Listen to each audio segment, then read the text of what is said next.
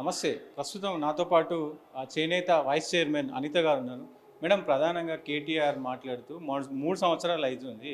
అసలు కాంగ్రెస్ ప్రభుత్వం చేనేతల్ని పట్టించుకోవట్లేదు. చాలామంది ఆత్మహత్యలు కూడా చేసుకుంటున్నారు. కనీసం వాళ్ళ సైడ్ కూడా చూడట్లేదని కామెంట్ చేస్తా ఉన్నారు. వాళ్ళు ఫస్ట్ ఇది కామెంట్ చేసే ముందు కేటీఆర్ గారు మీ 10 ఏళ్లలో మీరేం చేశారు, మీరు ఏమేమి స్కీమ్స్ ఇంప్లిమెంట్ చేశారు, మేము ఇచ్చిన పథకాలు మీరు ఏం చేశారో అది ఫస్ట్ కంపేర్ చేసి మాట్లాడండి.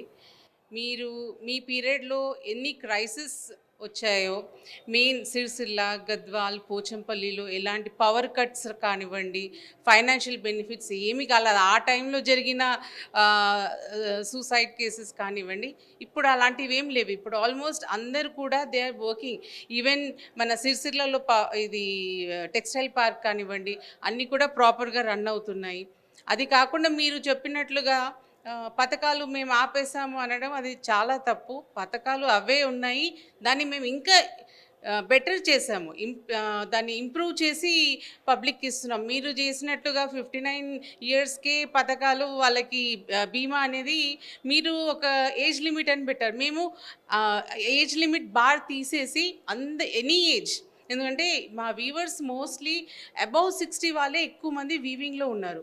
కాబట్టి వాళ్ళకి మేము ఎనీ ఏజ్ వాళ్ళకి ఏమైనా కూడా బీమా అనేది మేము అందిస్తాము. అది కాకుండా మీరు అన్నెసెసరీ ఈ మీ 10 ఏళ్లలో ఏవైతే లోన్స్ ఇవి ఫైనాన్షియలీ ఏవైతే మీరు క్రైసిస్ క్రియేట్ చేశారో మా గవర్నమెంట్కి, అవి మేము కట్టుకుంటూ వస్తున్నాము. మీరు చేసింది ఏమీ లేదు.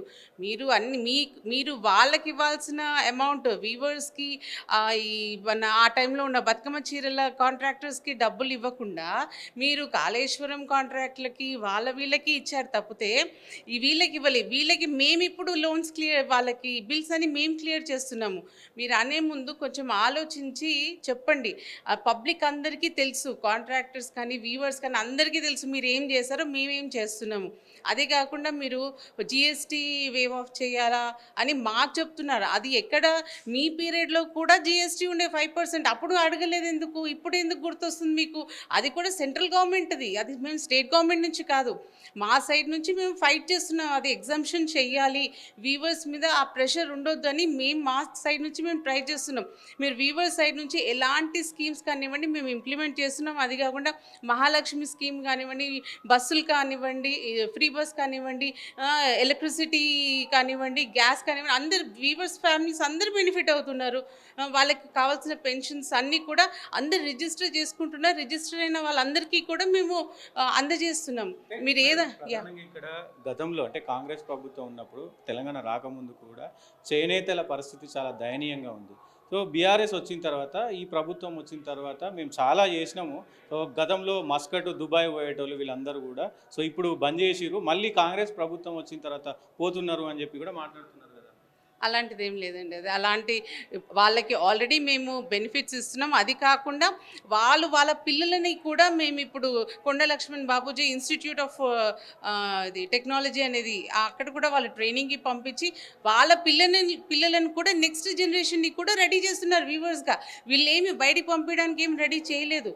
ఇప్పుడు ప్రజెంట్ ఆల్మోస్ట్ మీరు వెళ్ళి చూడండి, ఆ ఇన్స్టిట్యూట్లో ఆల్మోస్ట్ ఒక 150 స్టూడెంట్స్ చదువుతున్నారు.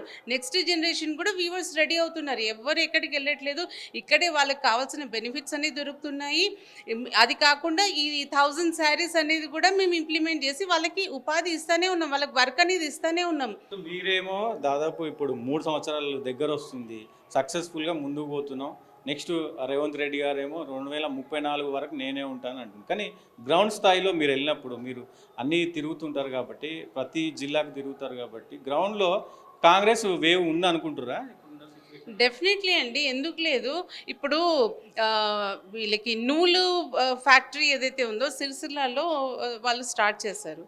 ఆ టైంలో అసలు వాళ్ళకి దొరకడం కూడా చాలా కష్టంగా ఉండేది, యాన్ దొరకడం చాలా కష్టంగా ఉండేది. ఇప్పుడు వాళ్ళకి రెగ్యులర్ సప్లై చేస్తున్నాము, మేము గ్రౌండ్లో వెళ్ళి చూస్తున్నాం, వాళ్ళకి బెనిఫిట్ అనేది దొరుకుతుంది. ఇంకా ఇంప్రూవ్ కావాలని మేము ట్రై చేస్తున్నాం.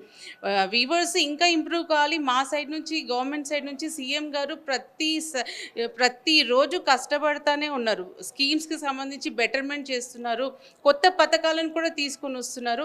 గ్రౌండ్లో పబ్లిక్కి రియాలిటీ తెలుసు. అండ్ నెక్స్ట్ గవర్నమెంట్ కూడా మేమే ఫామ్ చేస్తాము.